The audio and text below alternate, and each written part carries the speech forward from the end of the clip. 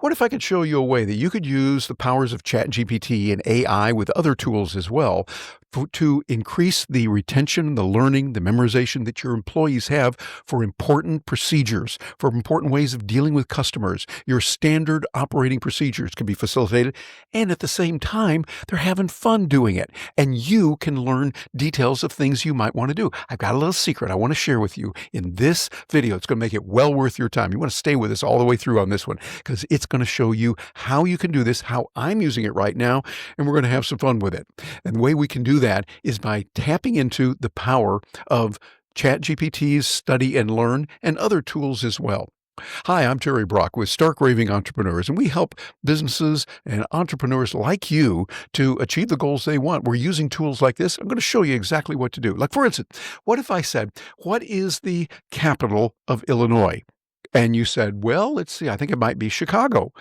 Well, that sounds like it might be, and many people think that, but it's actually Springfield. Springfield, Illinois is the capital, area code 217, matter of fact, and 447 now they just added that. But you see, little things like that, you might be thinking, well, Terry, why is that? Neuroscientists, psychologists, people who are way, way smarter about the brain and learning than I am, say that the more we exercise that, the more we stretch it and make it wonder and question and have to kind of stretch a little bit in our brains, the more we learn. What if we could take that capability and then bring that into business so you could do it? See, we all have these gaps, but in business, that gap could be not just a little bit of, oh, whoops, I got it wrong. You could lose a customer. It could cost a major mistake that costs money. It could even result in legal issues. Here's a way to start helping your employees learn about it. There's a feature in ChatGPT called Study and Learn. Look up that feature or ask ChatGPT to show you about Study and Learn. It's a little function they have where it helps you to develop a little game or a memorization study aid. I've been using this now with some tools, and it helps me enormously. Like, for instance, one of the things I've been doing is using it for state capitals. I just like to learn the state capitals and what they are. So I can say, well, what is the capital of this state or that state? And a good way to do that is with ChatGPT. Let me show you what I mean. I'm going in here on my phone. I mean, we're getting real intimate here. I'm using my very phone here, and you'll see I'm going to use the voice mode. This is where it makes it really, really easy and a lot of fun. That's important. When it's fun, when it's easy, we're more likely to do it. Direct that toward business goals and objectives, and you're going to do really well. So let me show you. Come on, whether you ready to have some fun, let's do this together. It's just you and me here. So we're going to do this here. I'm in this right now in ChatGPT, got the voice mode down there, and I'm going to click on it, and I'm going to tap on that button and come in here, and I'm going to then bring up ChatGPT. Here it comes. ChatGPT, I need your help. I'm going to go through the states, and I want to know the capitals of those states. So I need you to quiz me on it. So here's what I'd like you to do. Go through and you ask, what is the capital of, and give me the state, and then I'll come back with what I think it is. You tell me if I got it right or wrong, and then we can go from there. So you're going to do this at random. And by the way, I have not practiced this before. Here we go. This is going to be fun. So ChatGPT, does that make sense to you? Absolutely. That makes perfect sense. I'm all in for a fun little state capital quiz. I'll pick states at random, ask you what the capital is, and then you can give me your best guess. We'll see how you do, and I'll let you know if you nailed it or if there's another capital to keep in mind. Sounds good. Well, hit me with the first state then. Give me a state, and I'll try to give you the capital. All right, let's kick it off. Let's start with a nice one.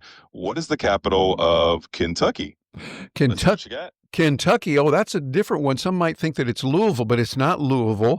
It is Frankfurt.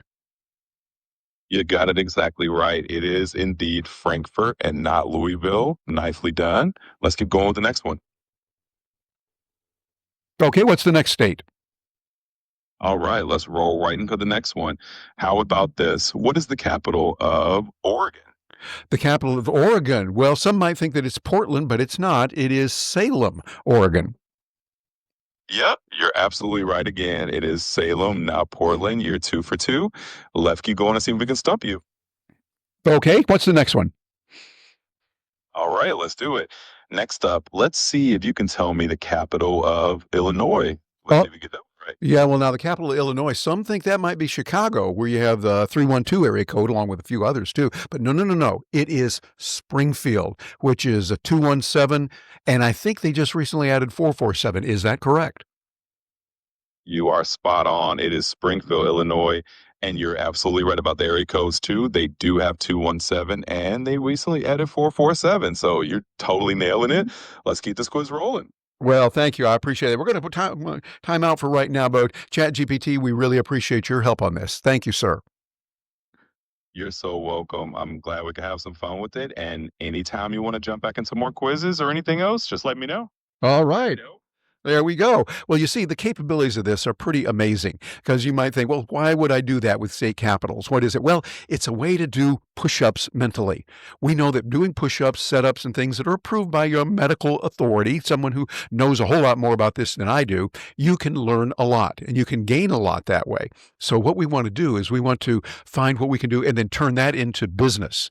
How can we use that for business? So think about what just happened. As I was playing around there and playing with the state capitals, that's a fun thing to do. By the way, I would encourage you to take a look at that. Might be good for kids of all ages. We learn that. Have something that is practical, maybe periodic table of the elements, might be area codes. I like to put in area codes also, just fun where it is. And it keeps your brain going. And people way, way smarter than me say, yeah, you need to do this. The more you stretch your brain, the better off. Like I was mentioned before, this is important. So what you want to do is do that. But think about it from a business point of view. What you're doing is you're having fun. People like that. They enjoy coming to work. They're going to be more productive for you. And they're growing their brains personally by learning something useful. You're encouraging them to do that. And you're going through your standard operating procedures, how you operate, how you work with someone. Let me give you a good case in using this in business. Let's suppose you're working with a client, Mary Jones, and I'm going to be the new rep going over to see Mary Jones. Wouldn't it be good if we had all the other records of what had been transpired with Mary Jones and her company before I came on board? So the person, let's say it was Bob, was coming over to work, had worked with her for a long time, and he kept notes. This is something that's real important. My buddy Harvey McKay talks about it. He has a thing that he used years ago and still working today, the McKay 66. What is that? It's something that most people don't know. They know more about people that are their customers than many others do. Over time, you get to know someone. Yes, they know their name, their phone number, their email address, the products they've ordered, those kind of things. But even more, you want to have a memory of what they like, what they don't like, what they liked about the blue widgets. They didn't like the blue widgets on Monday. They wanted the yellow widgets on Monday or whatever it might be for them. And personal information that you gather as you go. You find out, oh, Mary Smith, she is a big fan of Michigan State. Yep, she's a Spartan fan through and through, went there and her kids are going to go there and da da da da da. Well, me knowing that as the new rep would be very helpful. So that if I say, hey, I know someone that went there, or hey, I had a friend that got me a little Spartan character or something like that, the Spartans up there in Michigan State, whatever it might be. Harvey McKay says it real well. Little things mean a lot. That is not true. Little things mean everything. You want to remember those little things, and this is a way to do it. And with the Chat GPT capability of study and learn, and something that's available in other tools as well, Perplexity or Claude, Grok, all of those others have their own version of these kind of things. You can then build your procedures so that now that's built in there. So if I know I'm going to go see my hypothetical Mary Jones client who has been with us and worked with Bob, but Bob had to move on for some other reasons. He's no longer with us. I want to come up to speed and know everything that Bob had about that. I can go through a test that lets me understand, did Mary Jones like Michigan State, or was it Ohio State? Big difference up there. You know, was it Ohio State or was it Michigan State, or definitely not University of Michigan? Whoa, Michigan State, they don't like that. Well, that's a whole nother thing. But you see, knowing those little nuances make all the difference in the world. When you're in business and when you're in sales, and We're all in sales. So you want to make sure that you're helping that way. And also you're using the retention. By using the computer, they can go back and use it and review it at any time. When you had the old PDFs and the books and things, it can be real boring. And if it's boring, that means they're not going to bother. They want to stay away from it. So what you want to do is work with that. I found that by using the state capitals, it's just a way for me to keep my memory going and to learn a lot. And psychologists will agree. You need to stretch your brain. The more you stretch it, you keep it plastic and active, keep it moving around, you're going to do it. So you see, this is not just for work. This is for your personal life, and it's for your employees' personal life as well. So what you want to do is get to know that tool within ChatGPT and let it quiz you. Build a quiz with it. Say, hey, I want you to give me a quiz on this, and then it can remember what you did. This is good. Now, you make sure you exercise it within privacy. Don't put in there your mother's maiden name and your social security number and financial information that's real sensitive. No, no, no, no. But you trying to learn the state capitals, okay, that's good. You trying to learn the particulars about my hypothetical Mary Jones client of yours and customer, that's going to be different. And you can also remember the little gotchas. Like, for instance, when we say, well, Chicago is not the capital of Illinois, little things like that are important. Now, in trivia with the states, obviously it doesn't mean as much. But if you said, oh, yeah, the green widgets are the ones that are really good, and you look at Mary didn't like green widgets, she really wanted the red widgets instead, and you go, yeah, the green widgets are good, that's not going to hold up. So those little things like that can make all the difference in the world. So you want to use this, practice with it. So this is the way we get it done, and this helps to pay the bills. Why? Because when you got a workforce that knows about their customers, they're treating the customers right, and they're vividly aware of the procedures and the standard operating procedures in your business manual. Those SOPs are so important. And also, in our world today, things are changing rapidly. When they change so fast, you want everyone to come up to speed quickly. Using Study and Learn is a great tool to, one, make it fun.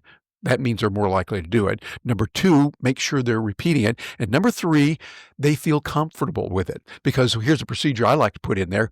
You never fail. If you have, say, 5 questions and you go through and you get 3 of them right and you missed a couple of them, not a problem. What we do is we just remember that and review it over and over until you get it right. So everyone graduates with an A+. You got it right. You might have missed a couple of them. Okay, had to review it, even had to go over it a few other times. Not a problem at all. What you want to do is you want to practice this and keep working with it. So you can have it quiz you on a certain topic and then work with it that way. This works for new hires on their onboarding. This is working for people that have been with you for a while, need to be refreshed on the way we handle customers on this. Those important things for you. This is a no-fail environment. You keep going and you make it work.